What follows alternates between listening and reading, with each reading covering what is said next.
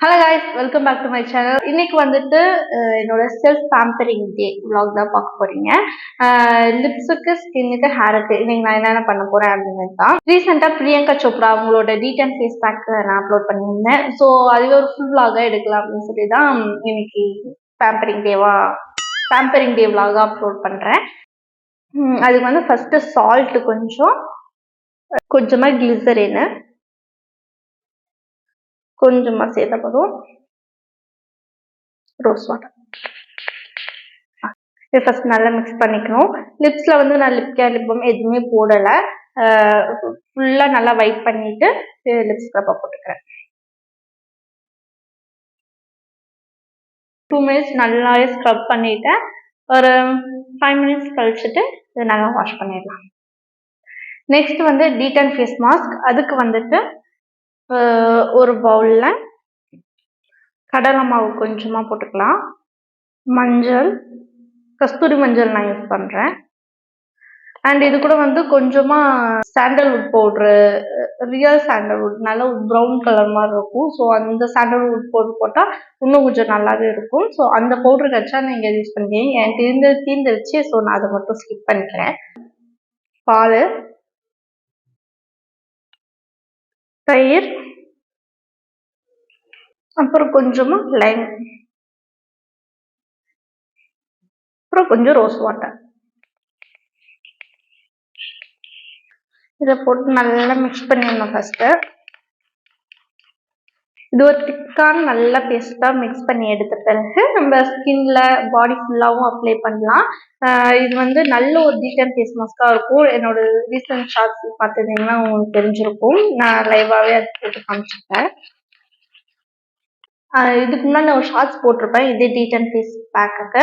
அது வந்து கையில் தான் அப்ளை பண்ணியிருப்பேன், ஃபேஸ்க்கு நான் அப்ளை பண்ணேன். கையில் எனக்கு ஒத்துக்கிட்ட பிறகு தான் இப்போ நான் ஃபேஸில் அப்ளை பண்ணுறேன். அதே மாதிரி நீங்கள் வந்து ஒரு ஃபேஸ் பேக் போடுறீங்க அப்படின்னா ஃபர்ஸ்ட் பேட்ச் டெஸ்ட் பண்ணிவிட்டு அதுக்கப்புறமா ஸ்கின்ல அப்ளை பண்ணுங்க. எனக்கு வந்து கடலை மாவு ஒத்துக்காது. ஒரு மாதிரி ட்ரையாக இருக்கும் அது போட்டால் எனக்கு.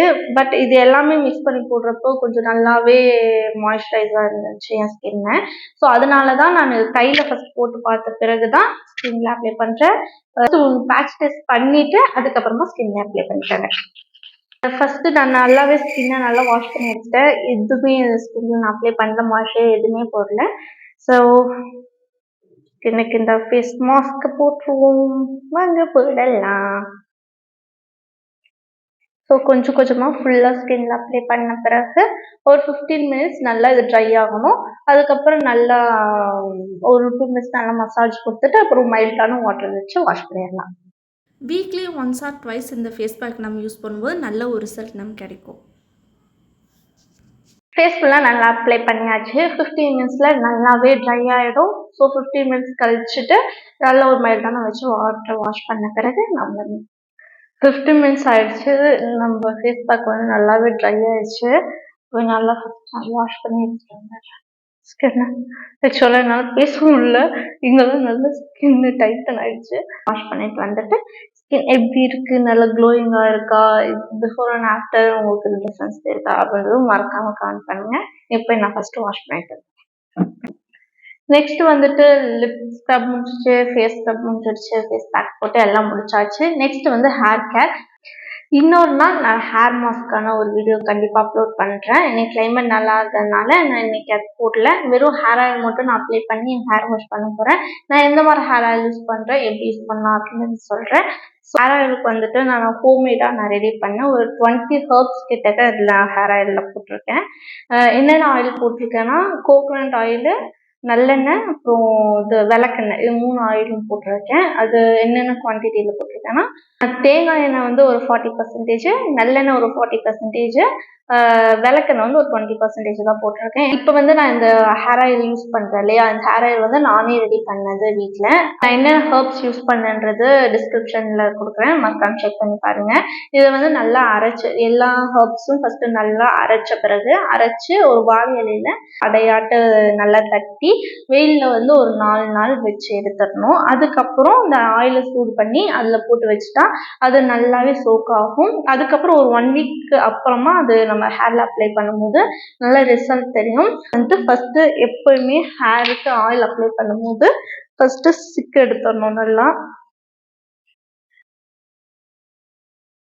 ஆயில் நம்ம எப்பவுமே யூஸ் பண்றதுக்கு முன்னாடி ஒரு 2 மினிட்ஸ் வந்து நல்லா கொஞ்சம் லைட்டா சூடு பண்ணி எடுத்துக்கிட்டா அப்ளை பண்றப்ப நல்ல ஒரு பிளட் சர்க்குலேஷன் இருக்கும். ஸோ ஃபர்ஸ்ட் நான் வந்து கொஞ்சம் கொஞ்சமா ஹேர் ஆயில் அப்ளை பண்றேன்.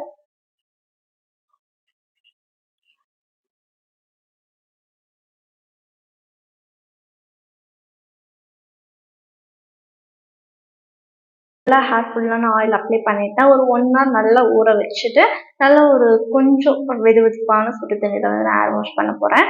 ஸோ அதுக்கப்புறம் நல்லாவே எனக்கு காஞ்ச பிறகு ஷைனிங் இருக்கும். நீங்களும் மறக்காமல் இந்த மாதிரி hair oil weekly once R twice அது யூஸ் பண்ணுங்கள். ஹேர் க்ரோத் நல்லாவே இருக்கும். நீங்களும் மறக்காமல் உங்கள் செல்ஃபை நல்லா கேர் பண்ணிக்கோங்க. நம்ம அழகாக இருந்தால் தான் நமக்கு ஒரு நல்ல ஒரு கான்ஃபிடென்ஸ் வரும். ஸோ இந்த வீடியோ பிடிச்சிருந்தா மறக்காமல் லைக் பண்ணி ஷேர் பண்ணி சப்ஸ்கிரைப் பண்ணிடுங்க. Okay, bye.